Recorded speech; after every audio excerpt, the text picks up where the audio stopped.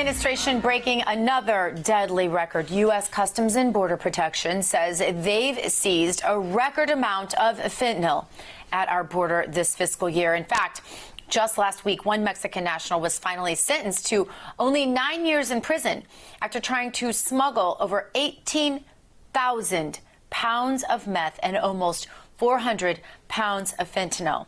Mind you, a dose of fentanyl equivalent to the weight of a mosquito is enough to kill you. And this is just the fentanyl we've seized.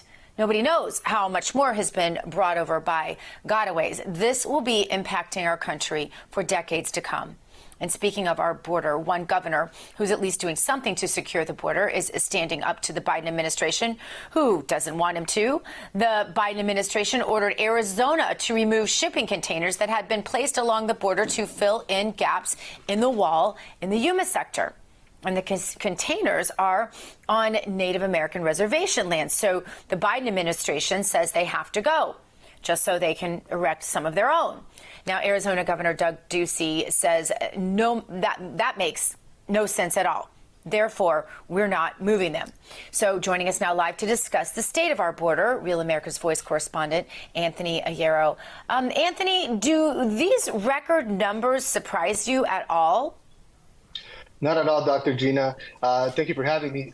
With the way that Joe Biden has his open border policy and the fact that he's not willing to, in fact, take control of this situation, it's going to continue to get out of control. In fact, what we witnessed in Arizona after it was implemented that people from Venezuela were no longer allowed to come, is we saw a giant surge of people suddenly coming from Colombia. So oddly enough, come to find out that a lot of the people that were already in Mexico were actually obtaining fake passports and fake documents of Colombians to try to evade Border Patrol and still get processed into the United States without being deported. As you know, many of Venezuelans are being deported. What is also happening here is that family units, whether even if they are from Venezuela, family units are being allowed to stay. So this means that we are going to see a surge in trafficked children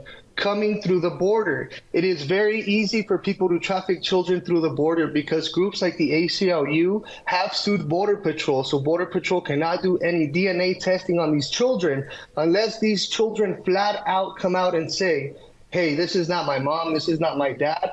Basically, these children get funneled into the system, and we're seeing that some of these kids end up back on the southern side of the border to come through the journey again with other adult males.